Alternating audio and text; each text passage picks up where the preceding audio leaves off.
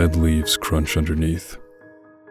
Noises of crickets joining in to create a small melody for my walk back. The air, while cool, is yet dry tonight.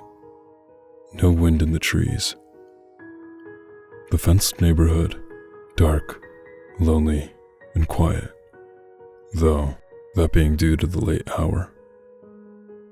My feet carry me to the familiar home, the place I know inside and out like the back of my hand. What time is it? The thought sinks into my mind, eyes weighing heavily, specifically from the long days of working. Or was it weeks? So much work. All important work that means life or death to me. Sleep means nothing to me. It just gets in the way. I go on until the point where I might collapse. I've never learned my own limit. Only at a few times, I give heed to rest and find somewhere safe to sleep, wherever I am. A few hours always make do, until the deadline ends. Then I can finally rest again.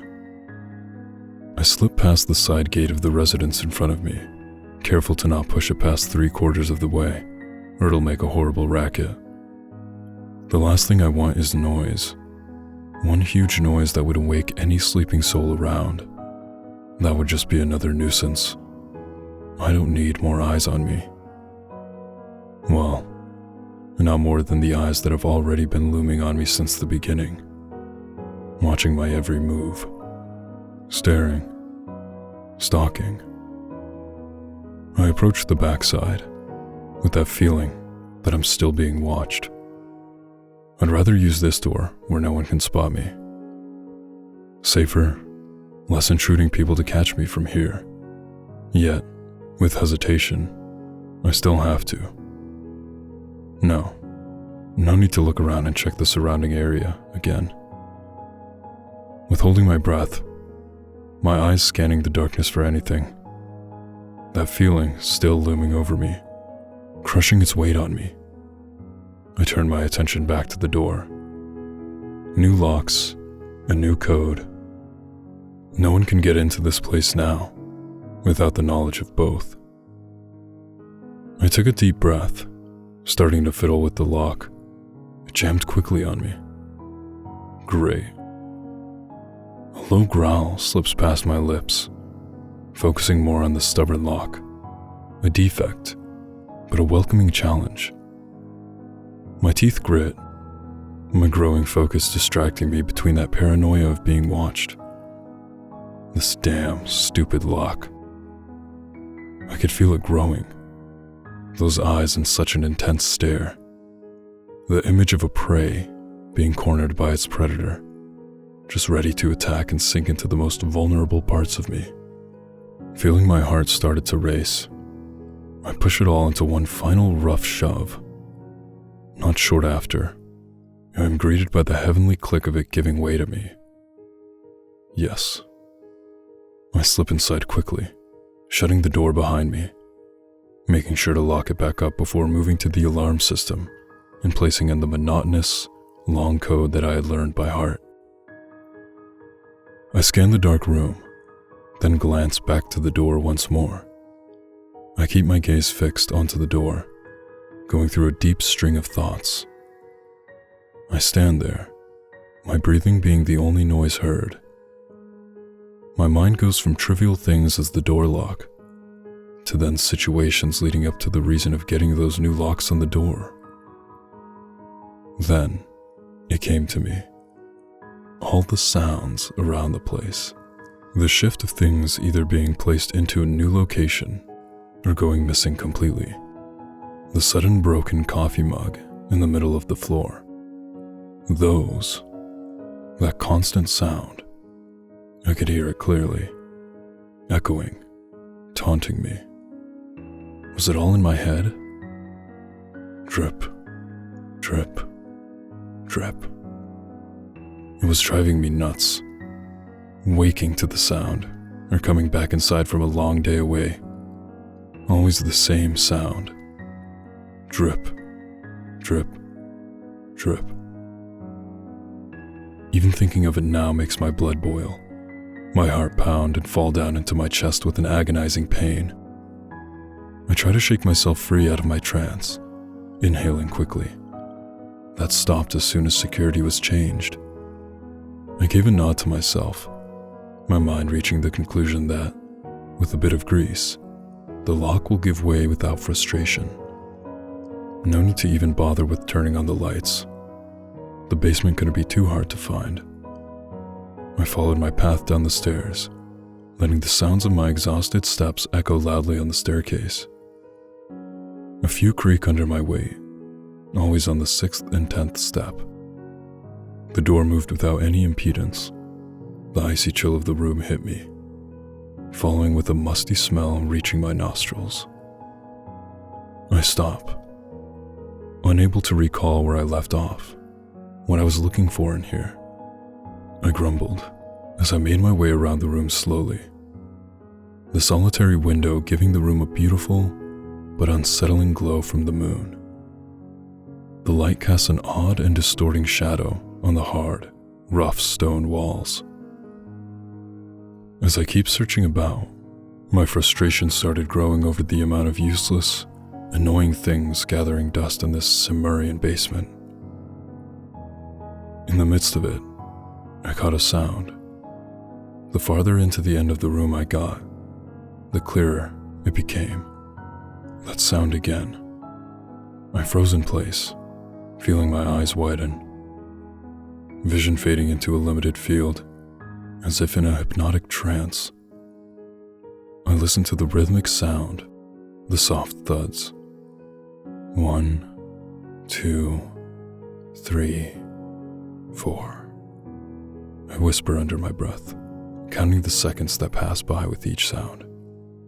I'm no longer really focusing on my actions, making my way closer to the sound, as if an invisible force urges me to go there.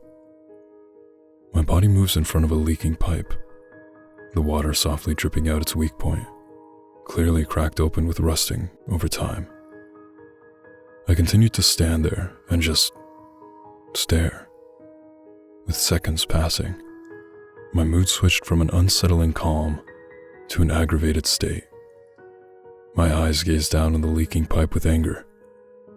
A curse leaves my lips. There's enough at the moment to deal with. I don't have time for this stupid mess. I grab a tool hanging from my belt, lifting it high into the air, readying to fix this pipe. Then I hear it, a scuffling sound. I freeze in place, listening closely. The longer the silence fills the room, the louder the scuffles seem to get, and the more damning each drip of water feels. The noise, as if it's going to alert the thing to this location. Drip, drip, drip. I held my breath. The rhythmic drips only seemed to get louder. I could hear the noise getting closer, moving above me. I believed to hear something fumbling outside in the yard, maybe, but it was definitely coming from up above. There was a whisper, a hushed voice speaking out, nearly muted by the sounds within the building. I hear it. A click. Twist, turn, and with that, they opened a door upstairs. They got in. They're in the house now. My thoughts raced on the possible outcomes. Was this person here to steal? My thoughts twisted up in my head, my panic turning into anger. No, they're here to cause great harm, great pain. With the tool tightly in my hand, I moved down, moving quietly towards the door. I held my breath, listening to where exactly this person could be located. I could feel my pulse beating against this tool, long, heavy, and metallic. The living room. There they were. I started to sneak up, avoiding the 10th step, then the 6th that had scared me earlier.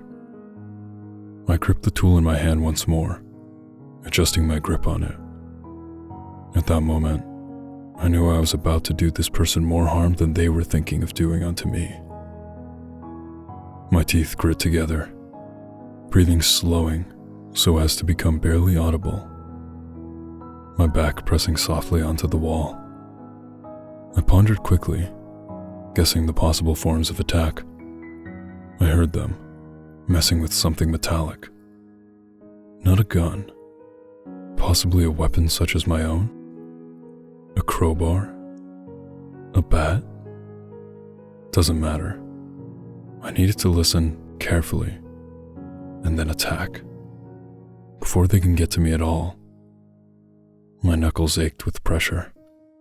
So eagerly, I wished to peek out to see exactly what they were holding up, to size them up, then take them down. But it was too risky. I could hear my heart pound faster, flooding my head. I waited with bated breath. A step here, a step there.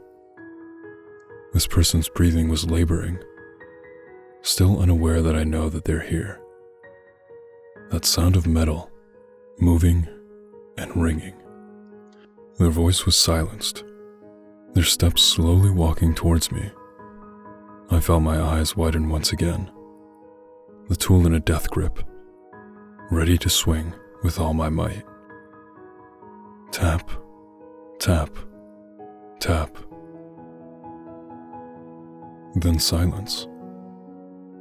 I can hear them breathing, words whispering under their breath.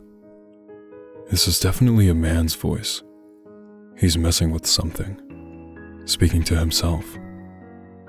I was about to almost sprint into action, but no, I had to keep the upper hand. Tap, tap, tap. He drew closer and closer. A few more steps, and I saw the blur of motion. I quickly swung, a sickening crunch following as my tool made contact. In the merest moment, I could see the shock in his tired, dull eyes, his greasy hair moving to the tool's groove. No control. I can't stop myself.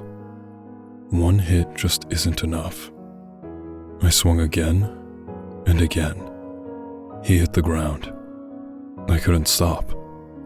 I kept slamming the tool down in a frenzy, the same way someone kills a bug for disturbing them. My wide eyes stared down at the scrawny man before me, the metal object under his hand, shaking against the tile floor where it fell with him. His greasy dark hair, slowly soaking in the liquid. His other hand, pale now and bearing the scars of one's labor, was reaching out for something in his final moments. My breath heaved, logic and rationality returning back into my mind. I stepped away, the warmth of the liquid slowly cooling on me. I shook my head, made a quick beeline for the bathroom, and flicked on the light. My tool was set down, the rusting pipe echoing a loud thud on the countertop. Liquid dripping off the ends of the pipe. My cold reflection stared back at me in the mirror glass. The faucet was turned on quickly, going to work on washing the blood off me. Hands, my upper face, the dark cloth covering my mouth, doing its job in shielding the rest of my face from the messy situation. I could smell the iron lingering around my nostrils, almost making me sick. I leaned down close to the sink, letting the whole situation sink in deep. My eyes moved up, removing the mess of black hair out of my face.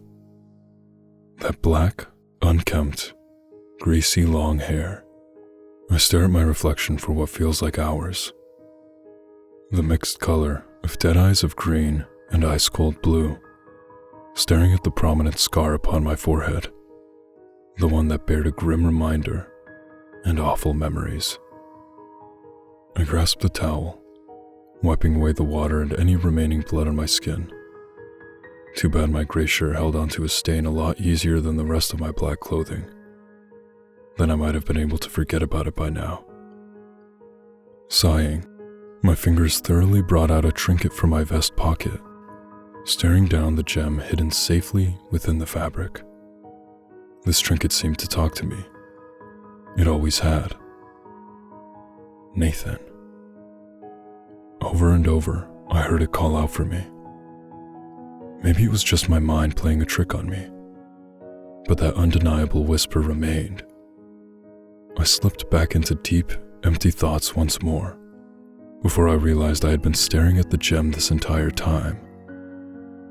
Placing the purple gem trinket back into the safety of the pocket, I thought of the possibility of losing it. I would die to keep that trinket safe. I turned my heel from the mirror, moving back into the hall once more. The body caught my attention again, the phone shaking against the ground. I moved in close, staring at it without a single emotion on my face. Without hesitation, I stomped down with my worn boot, breaking it into several pieces. Drip, drip, drip. The crimson liquid had already covered the tiles. Feeling no remorse about my actions, I no longer had the desire to stay put inside. After all, at this location, there would always be the feeling of us being watched by those around this neighborhood of bars. I chuckle, a smile tugging at my lips as I moved away from the mess I had caused. Besides, this isn't my home.